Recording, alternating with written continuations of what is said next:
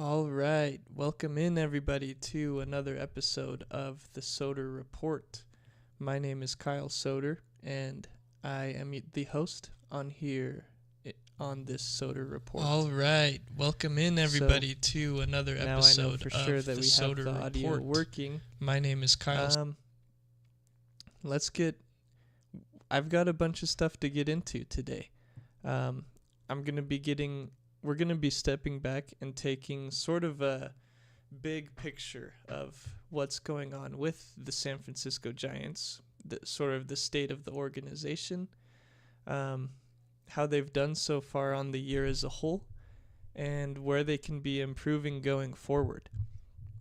So all that is going to be coming up.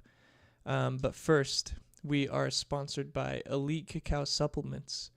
Go on over to elitecacao.com and get your raw cacao supplements.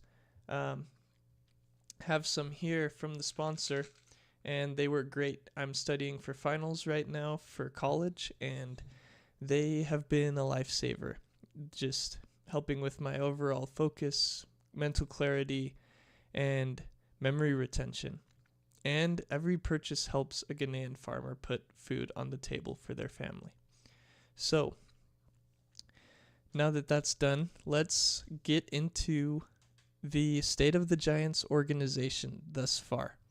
So, I know we had a game tonight, good game. They beat the Angels 3-2 tonight. Last night I was a bit frustrated over on Giant Sports Talk Live and blew off a little bit of steam and realized after the stream that there was something I said that could be taken the wrong way. So before we get into the Giants as a whole, I wanted to clarify my opinion on one Robbie Ray. Just a funny side note before that, last night I joked on Giant Sports Talk Live that David VR was raking in AAA, and look at him now. He's on the Major League team. So, we'll see. We'll see what happens with good old David VR. I know a lot of people don't like him. I actually personally think it would be interesting to see him get an extended look where he plays every day. But I don't think that's going to happen. And Casey Schmidt was exciting to watch, so it's unfortunate that he goes down with an oblique, and those tend to linger for a while. So hopefully Casey, in his young age, can recover pretty quickly. But the thing I wanted to clarify was my opinion on Robbie Ray. Last night I gave him quite a hard time, just because of his starts in Philadelphia and in New York, for his lack of control, his lack of command, walking runners in when he had a lead by multiple runs. I gave him a hard time for that, and I hope I didn't get misinterpreted. So, my opinion on Robbie Ray is he is the second best pitcher the Giants have. And he's the second best pitcher in a rotation that sort of falls off a cliff. I know Landon Roop's doing well right now. He's a young pitcher. He's going to have his struggles later in the year. So, the reason I was so hard on Robbie Ray is because he has to be the second best pitcher for the Giants. He has to perform. 'Cause if Robbie Ray doesn't perform, the season goes downhill really quickly. Because you can't count on, like I said, Landon Roop's doing well right now, but you're probably not going to be able to count on the other three guys for the entire season. So Robbie Ray has to do better than what he's doing now. I think he will, for the record, but right now he's not performing up to that standard. So My opinion is, again, he's the second best pitcher the Giants have. He has to be the second best pitcher the Giants have, or else the season goes in the dumpster. And especially later in the year when some guys start to wear out. But I think he gets back to that. Just we need to give him a few more starts. But it is starting to get concerning at this point. So that's my clarification on one Robbie Ray. So now that that's done, let's talk about the preseason expectations. So I've stated a couple of times on this podcast that in the preseason, I thought that this Giants team was a team that would win 77 to 78 games. And part of why I said that is because this team has hovered right around 500 for the past few years. But mostly why I say that is because I thought it was a fair expectation to put on Buster Posey and Zach Manassian in their first year as president of baseball operations and general manager. I don't think it would be fair to both of them to immediately put the expectation of make the playoffs. I don't think that's fair coming into the situation they were coming into. It's not as bad as what Farhan inherited from Bobby Evans, where it was just an old and expensive roster.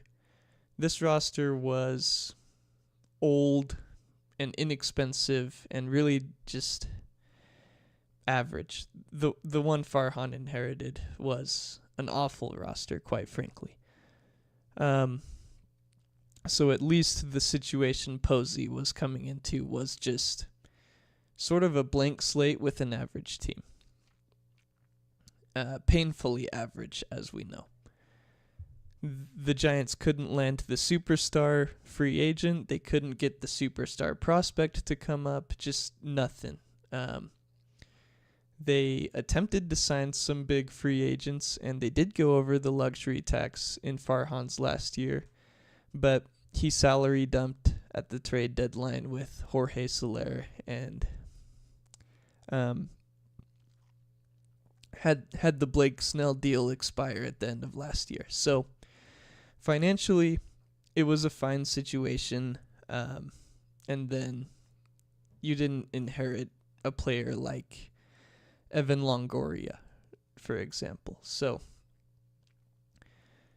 that was what Posey was coming into, is a very average team. And I thought that this first year, it would be fair to expect him to sort of go through and clean up the mess. Like I said, I don't think that takes as long as 2019 did, where you don't have an old and awful contract on the team. So this year, I sort of just expected them to move on from some aging veterans and transition to a new, younger core. And maybe that core doesn't win as many games as the team last year did, but they get to start their major league journey, and they get to grow and learn and grow up together and bond as a team.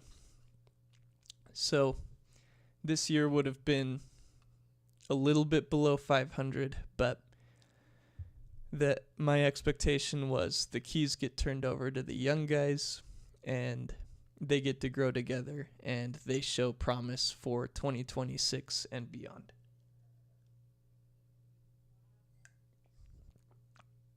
So I thought that was a fair expectation. And it seemed to be that was the way that they were going. They signed Willy Adames, a big-name free agent, But they didn't have anyone at shortstop. Marco Luciano didn't pan out at shortstop.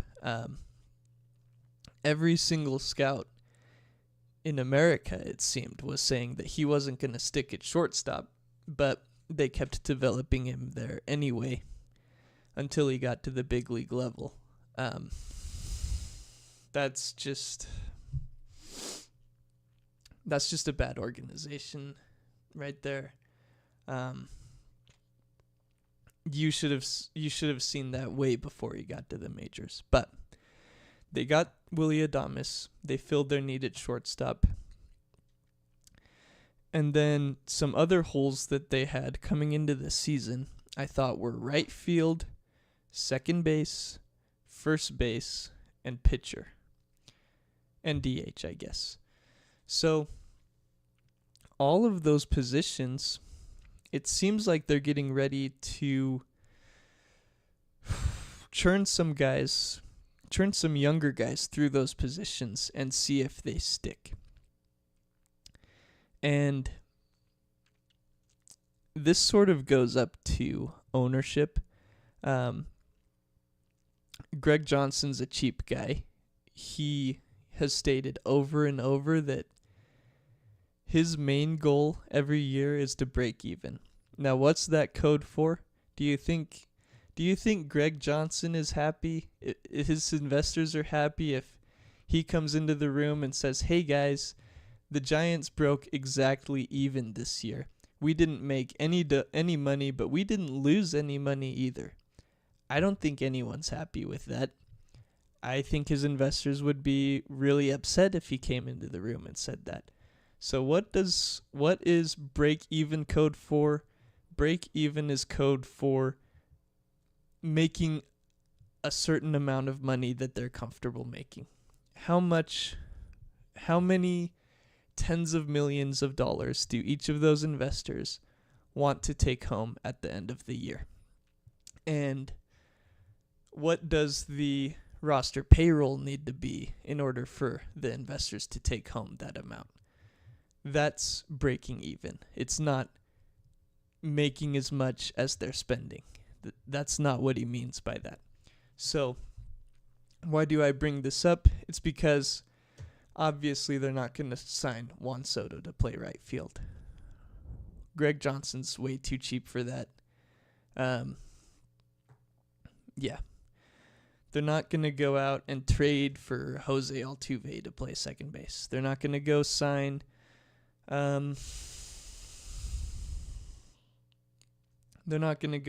Corbin Burns to pitch for him. They're going to lowball him and just hope that he takes it, I guess.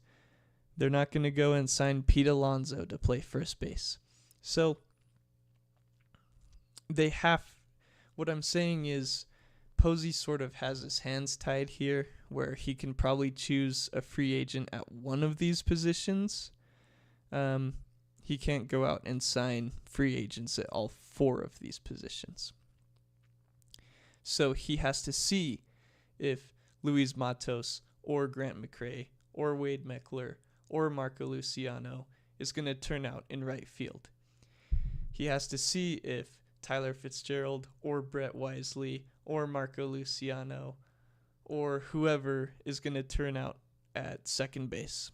He has to see if Lamont Wade Jr. or Wilmer Flores or Bryce Eldridge or Casey Schmidt turn out at first base. All of these positions, they're looking to fill with as much young talent as they can. Hopefully fill some holes with some young, cheap guys so that in the off-season they can sign one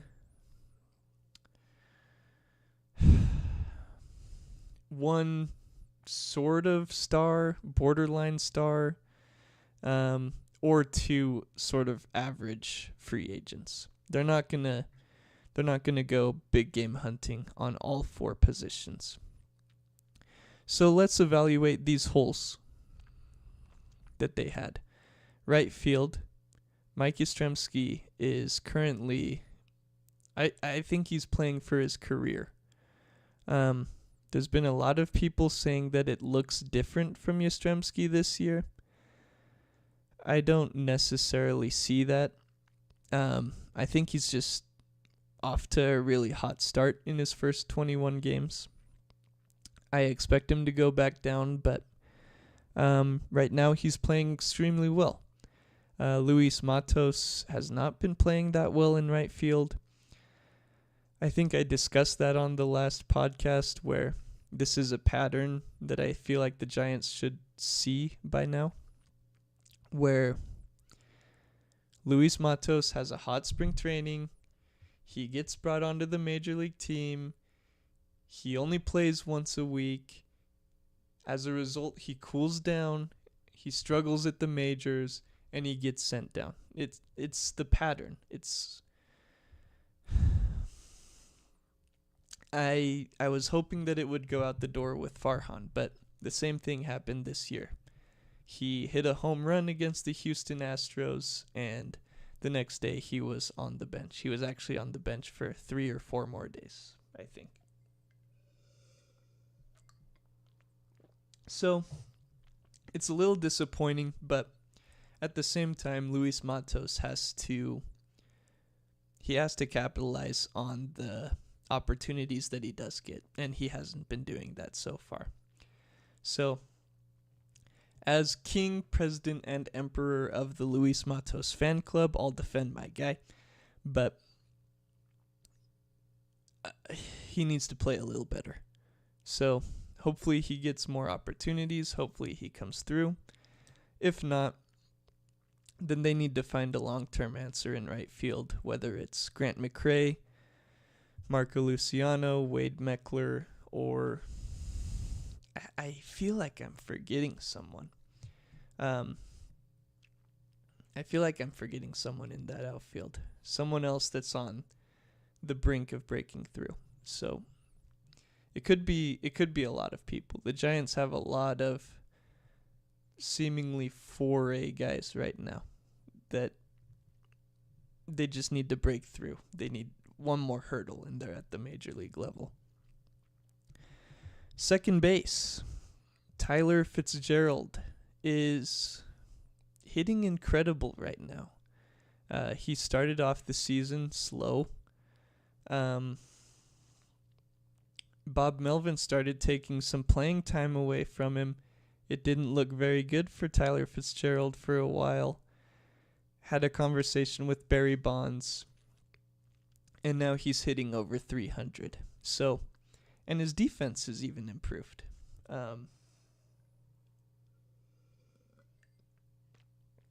It seems like Tyler Fitzgerald is... It seems like he's a streaky hitter. And when he's in a slump, his defense also slumps. Because his defense wasn't the greatest at the beginning of the year. He was making some errors. He was making some bad plays.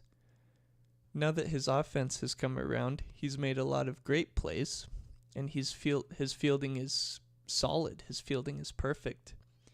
So, Tyler Fitzgerald is still he's 27 years old, so I don't want to say he's young, but he hasn't played at the major league level for a very long time. So we don't really know him yet. We have to figure out what his bat actually is. We don't have the back of a baseball card with Tyler Fitzgerald the way we do with Mike Yastrzemski or Wilmer Flores or Willy Adames or anything like that. So we just have to wait and see what his fielding is like over a full season, what his hitting is like over a full season. And hopefully he sticks at second, because his speed absolutely plays at Oracle Park. Where there's big gaps in the outfield, he's a good fit for Oracle Park. So let's move on to the third hole that I saw, which was first base. Wilmer Flores.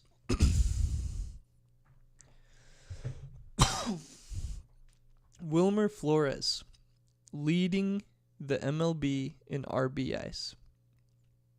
Runs batted in.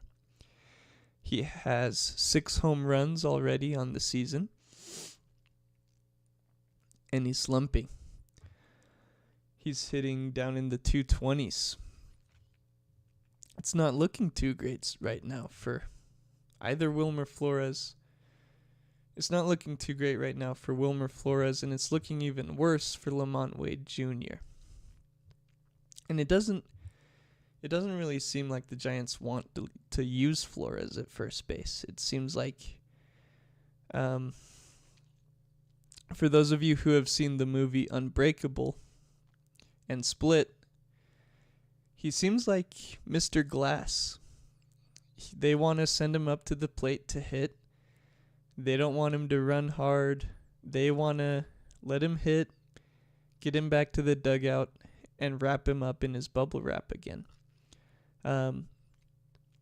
He is a very injury-prone player. And honestly, he's dealt with a lot of injuries in his career. He's been banged up quite a bit. So, are they right for thinking that? Probably. But he is hitting very well right now. So, in terms of the DH spot, Wilmer's got that covered. In terms of first base, LaMonte Wade Jr. does not have it covered. He's hitting... Is he below 100 now? Yes. LaMonte Wade Jr. is hitting 091. That is with a 0. 091. Like the NL pitchers when they were allowed to hit. Like Tim Lincecum when he was up at the plate. Reminds me of Tim Lincecum's batting average. So, it's too early to pull him. Like I said, he's got the back of a baseball card. We sort of know what he's supposed to be.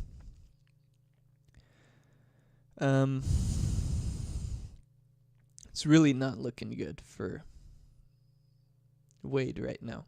So, give him a little more time. Give him probably 19 more games. Don't play him every day those 19 games. Start working Casey Schmidt. Forgot he's hurt. Start working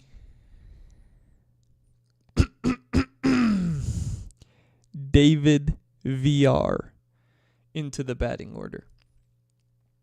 I know how much everyone loves to hear that name. Like I said, I think it would be interesting, to be honest. He went through quite the hot streak last year and got sent down right in the middle of it. But he cannot be playing every day right now. He just can't. So, Casey Schmidt, he was looking good at first base, especially defensively. He's a Gold Glove caliber third baseman if he reaches his potential. So obviously at first base, he's gonna do extremely well.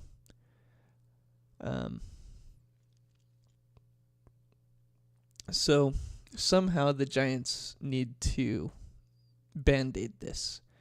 The other looming question mark in the DH first base right field conversation is Gerard Encarnacion. He just got placed on the 60-day IL today, which not good news. We got news he got his cast off yesterday, and then we get slapped in the face with a 60-day IL. So,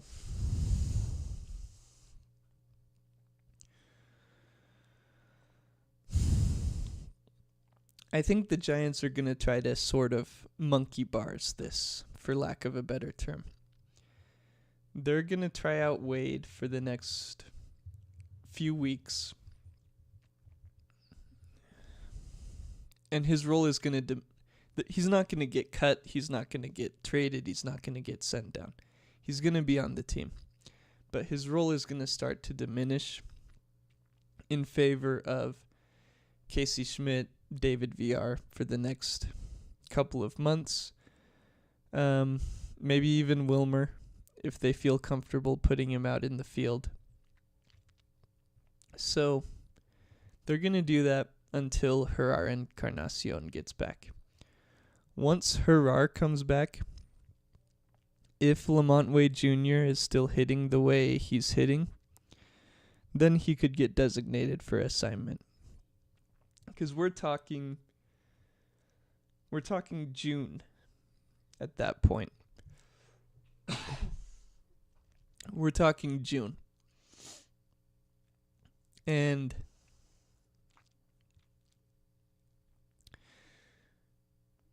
it would be sort of difficult for them to make a solid commitment like that. So maybe they do keep Lamont Wade Jr. around. I guess I'll walk that back. But I mean, something's going to have to get done there. But I think they're going to try to monkey bars it from Lamont Wade Jr. to Casey Schmidt and David VR to Gerard Encarnacion whenever he gets up. Now, let's talk about the pitching staff,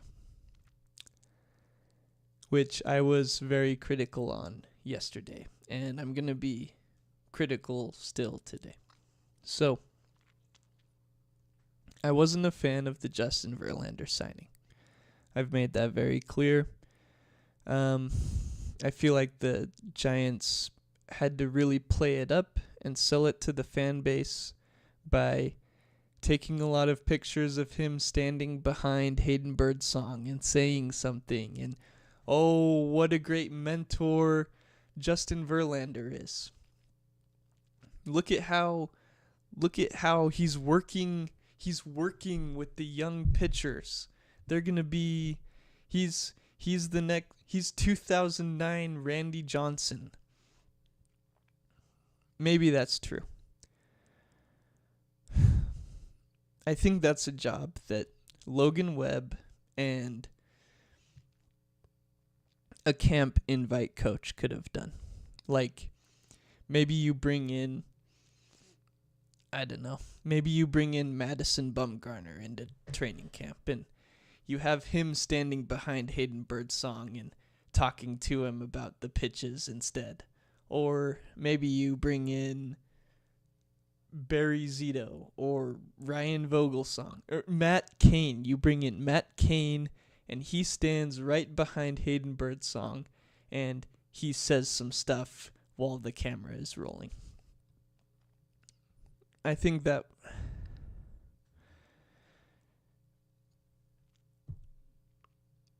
you would have gotten production out of Hayden Birdsong, and I think you could have let Hayden Birdsong start if that was the case. But that's not the case, so let me get the frustration out, and let's evaluate Justin Verlander. So, he's pitching tomorrow, by the way. He's got an ERA in the 6s. Not the greatest. So, Logan Webb, he's pitched pretty well so far. Robbie Ray, I've sort of said my opinion on him already. I think he should be the second best pitcher the Giants have. I think he will be by the end of the season. Right now he's leading the major leagues in walk rate. I think it's around 18% of the batters he faces, he walks. That needs to go way down. And then Justin Verlander, like,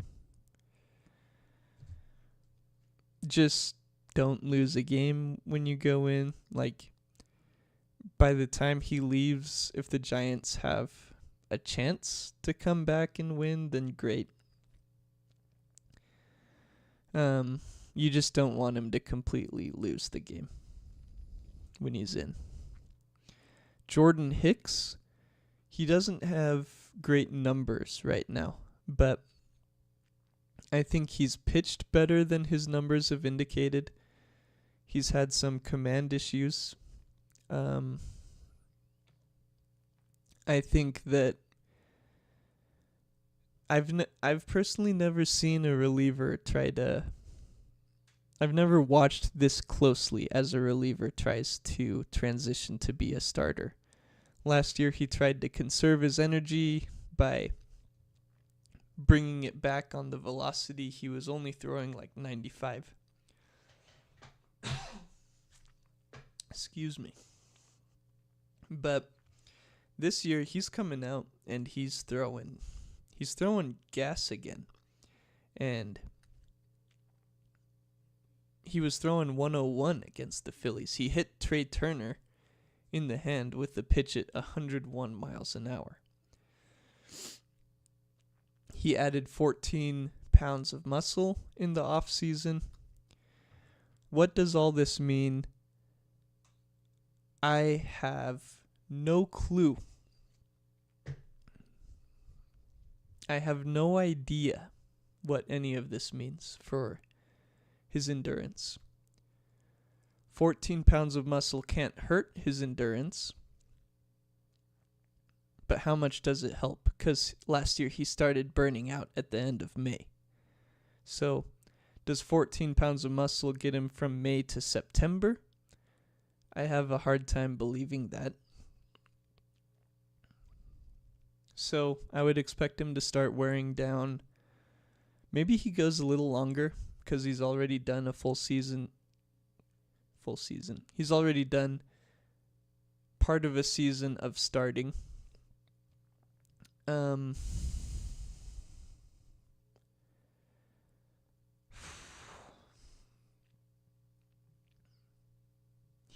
I would expect him to wear it down.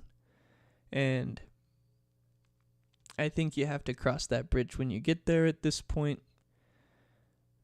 I want to come back to this subject after I talk about Landon Roop. Landon Roop's pitched great. He went out there tonight.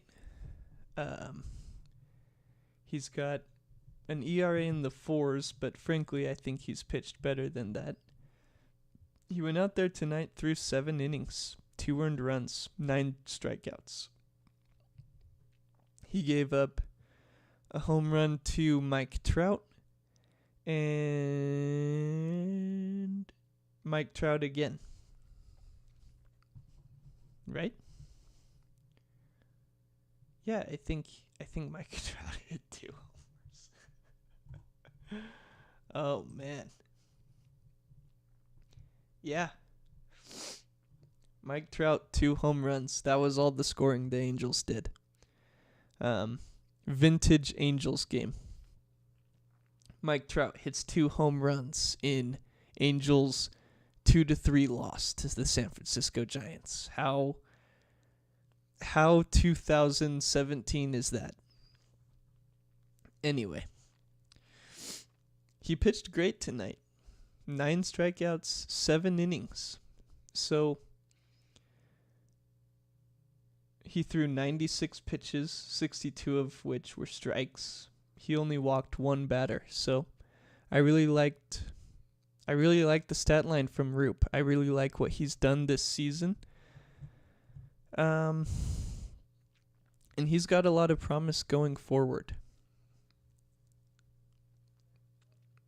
He's a young pitcher. And the last regime under Farhan Zaidi, a lot of these young arms you're going to see coming up are going to have the same issue, I believe. The Farhan Zaidi regime they really treated the starting pitchers with little kid gloves. Kyle Harrison, Hayden Birdsong, Landon Roop, all of these guys, they've come up to the major leagues and they've sort of just been going like 4 innings in the minors. They haven't been trained to pitch 7 innings.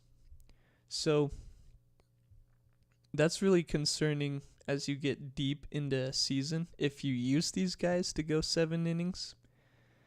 'Cause you don't know. You just don't know. They haven't been trained, and I fault that completely on the philosophy of the previous regime. I would have to check the lines from AAA, but I hope that they're stretching guys out a lot more in AAA.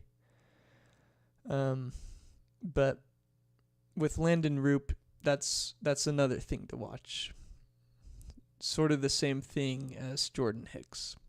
And that'll be something to watch with Hayden Birdsong and Kyle Harrison and Carson Seymour and Carson Whisenhunt. It'll be something to watch with all of them. Whether they break down as the season goes on or whether they can actually go the distance. Now, I haven't pulled any punches with this pitching staff in this breakdown here. So what do I think going forward with this pitching staff? You're not going to send Justin Verlander to the bullpen. You're not going to cut him. And with the full no trade clause, you're not going to trade him. So Justin Verlander is in the rotation for the year. Robbie Ray should be the second best pitcher the Giants have. I didn't say anything about Webb because he's the ace. He's great. He's doing great. Hopefully he gets run support, but Logan Webb, chef's kiss. Great job. Anyway.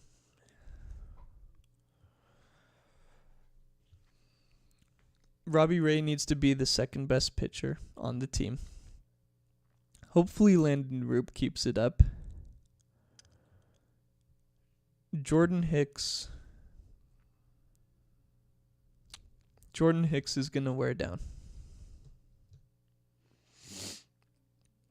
And unfortunately, that's the guy right now that's probably showing the best stuff out of the 3 struggling pitchers, the 3 struggling pitchers being Ray, Verlander, and Hicks.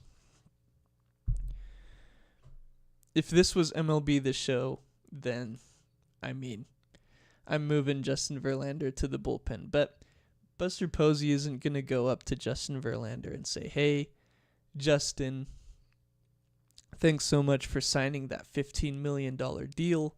But we've got this guy, Hayden Birdsong, and he's dominating, and he's the future of this pitching staff. And you're going to the bullpen, and he's taking your spot. Not happening. So the Giants need to find a spot for Hayden Birdsong in the rotation as soon as possible. And I don't really know how you do that, because you're not going to do it to Webb. You're not going to do it to Ray. You're not going to do it to Verlander. Roop's pitching well. So the only remaining one is Jordan Hicks. And Farhan Zaidi promised him a shot at the starting job in free agency talks. And this is a team that struggles to get free agents as it is. So you can take a risk, and you can, Buster Posey can absolutely say, hey, I'm not the one that promised you that. And I gave you a shot. I gave you a shot, you struggled, and we're moving on with Birdsong. So he could absolutely say that it's not him that made the promise. It could be something that looks bad in future free agent negotiations. And this is a team that struggles, as is, like I said. So, how do you overcome that? What makes a free agent want to sign with an organization? Why do the Giants have such a hard time getting free agents?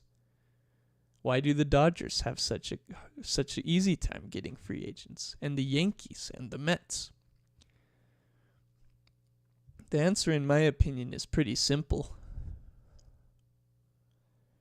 There's some people that say, hey, Bryce Harper would have signed with the Giants if they had a hitter-friendly ballpark.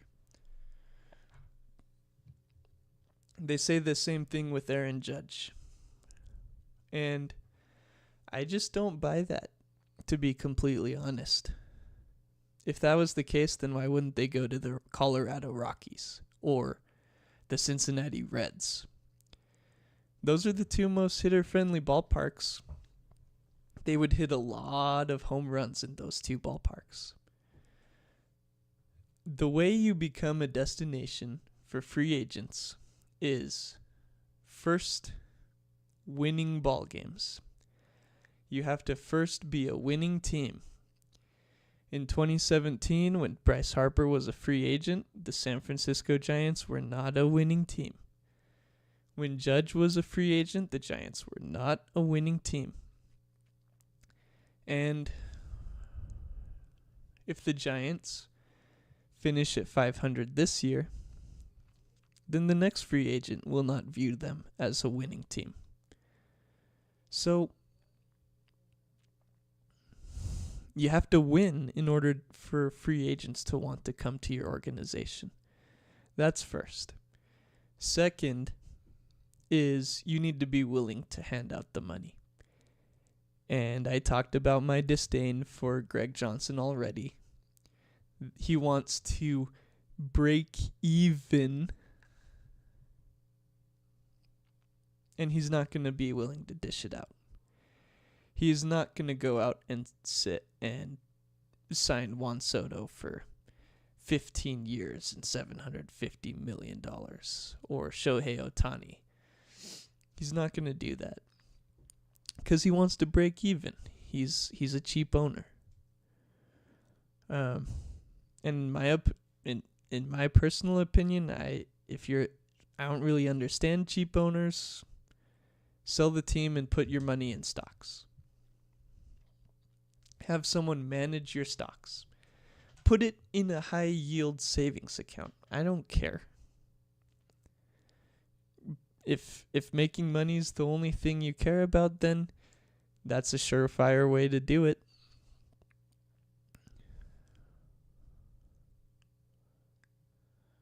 Owning a sports team is too.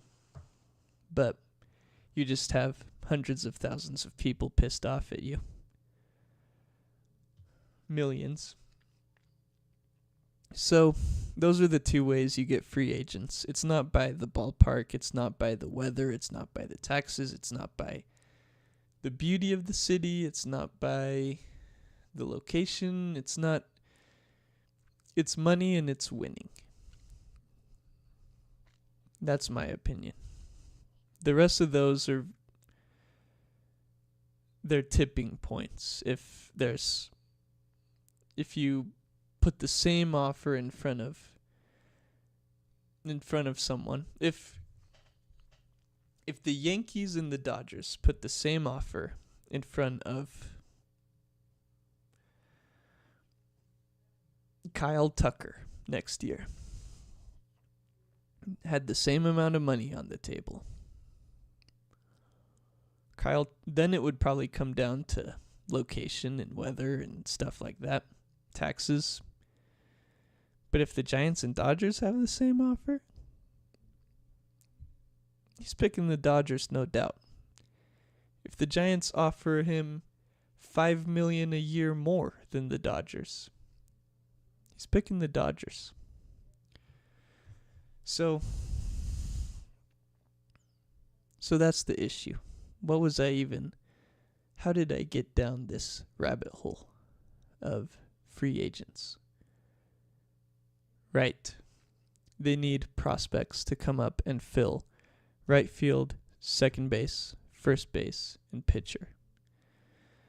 They can sign 1 or 2 free agents, but they're not going to fill all those holes with big money free agents. So what are the current expectations for the Giants? They've gotten off to a hot start. They got off to an 8-1 start. Since then, they're 6-6. They're sitting at 14-7 now. Lost a series to Cincinnati, split with Philly, won a series in New York, and they're 1-2 against the Angels, right? 1-1 against the Angels right now. So it's sort of a tough stretch. Have they only played 6 games at home? I think they've only played 6 games at home so far. That's a rough start to the schedule. There's no favors right there. Man. By the way, this bothered me a little bit. The loss yesterday was blamed on rest. It's April. It was April 18th. Most of the starters rested the last day in Philly. Can't blame it on rest. They just played terrible yesterday. But today they get the win. They're up to 14-7, third in the NL West. Exceeding my expectations. Like I said, had them going 77, 78 wins. 14-7 is well ahead of that. If we take a look at their Fangraphs projections for the rest of the season, they are actually projected to finish third in the NL West. The Dodgers are projected to finish first, and the Diamondbacks are projected to finish second. The Padres projected to finish fourth, and the Rockies obviously fifth. So,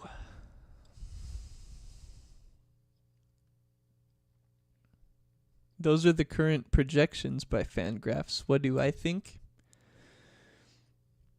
With the hot start, and with most of these games being on the road, let's see, they've played 21 games, so they have 141 remaining. If they go 71-70 in those games, then they're going to win 85 games. That's just barely above 500 ball. So they'll be in the mix for a playoff spot and hopefully make it. I don't know if it's fair to say that that's the expectation for Buster Posey in his first year as a general manager. I think he would need to make a couple of trades at the trade deadline to acquire some pitching depth and maybe an average player at one of... There's going to be injuries that come up. And we're getting way ahead of ourselves here talking trade deadline. But he would have to make a couple trades because this roster, the way it's constructed, especially the pitching rotation, is not good enough to make the postseason, in my opinion. And I think that's okay. Like I said, I had him going 77 wins, 78 wins. But the biggest thing that Posey needed to show is that the organization was rehabbing, like he said in the offseason. He talked, when he was asked about being World Series contenders, he said that, well, when you have an injury, you need to rehab it, and it takes a while. So, my future expectations going forward is whether the Giants make the playoffs this year or not, show some organizational growth and development. Be a stronger organization going into next year than you were going into this year. And for 3-4 years from now, so 3 years from now, in year 4, they should absolutely be a playoff team. They should look like a playoff team that can get it done in October. They should be able to win a couple of series. If not, then it's time to start